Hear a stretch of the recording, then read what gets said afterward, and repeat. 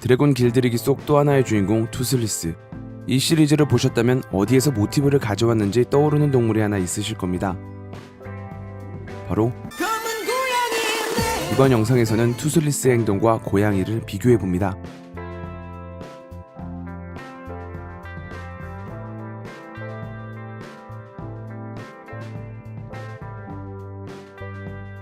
식빵 자세는 고양이의 대표적인 자세입니다.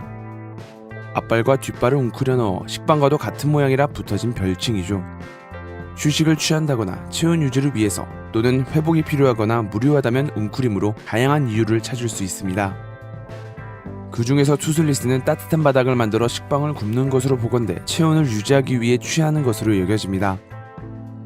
게다가 투슬리스는 꼬리를 다치면서 날아가지 못하고 제대로 사냥을 하지 못해 많이 굶주려 있는 상황이었습니다. 비록 히컵이 물고기 하나를 건네주긴 했지만 거대한 몸을 유지하기 위한 소중한 단백질로는 에너지로는 턱없이 모자라 보이는데요. 때문에 휴식과 회복을 위한 자세로도 볼 수 있겠네요. 그루밍 역시 대표적인 고양이의 행동입니다. 고양이의 혀에는 작은 돌기가 돋아 있는데요. 여기에 침을 묻혀 몸을 핥음으로써 빗질과 유사한 형태로 위생관리를 하며 이물질을 제거하여 자신의 흔적을 지웁니다. 투슬리스는 비록 드래곤이기에 털은 없지만 그래도 그루밍을 하는 모습을 찾을 수 있었습니다. 고양이의 그루밍 중에서는 다른 고양이의 얼굴을 핥아주는 사회적 그루밍이 있는데요. 사회적 그루밍은 서로의 친밀도를 확인시켜주는 행동입니다.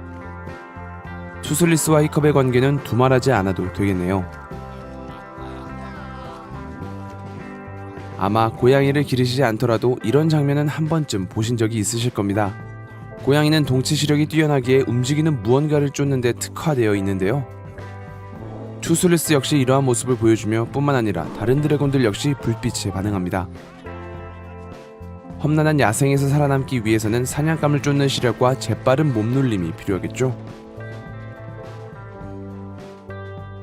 고양이가 캣닙을 좋아한다는 것은 두말할 수 없을 정도입니다.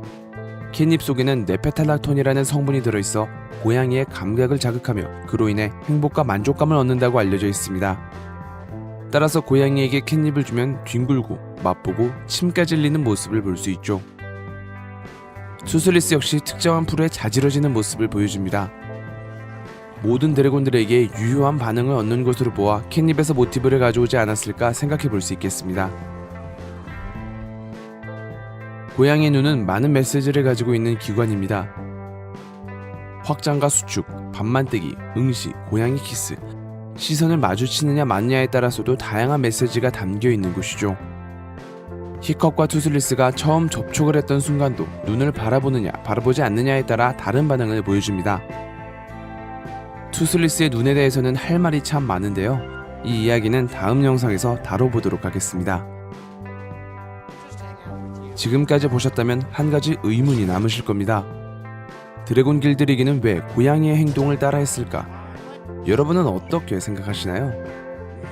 드래곤은 자연에 존재하지 않는 전설 속 동물이죠. 있지도 않는 생물의 습성을 새로 만드는 것은 무척 어려운 일일 겁니다. 따라서 주변에서 볼 수 있는 친근한 동물을 모티브로 자연스러운 모습을 보여주려 한 것은 아니었을까요? 결정적으로 드래곤 길들이기 애니메이터 인터뷰에 따르면 투슬리스가 분노로 가득 차 있는 표범과도 같았기에 좀 더 친근하고 사랑스럽게 보일 수 있는 방법을 찾다가 자신의 반려묘의 행동을 보고 영감을 얻었다고 하네요. 물론 드래곤 전부가 고양이의 습성만을 보여주지 않습니다.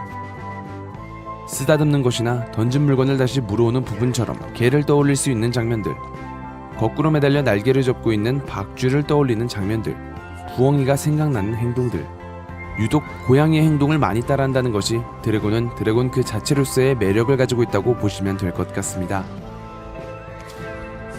드래곤 길들이기를 보게 되신다면 이들의 행동에서 여러 동물들의 모습을 찾아보시는 것은 어떨까요?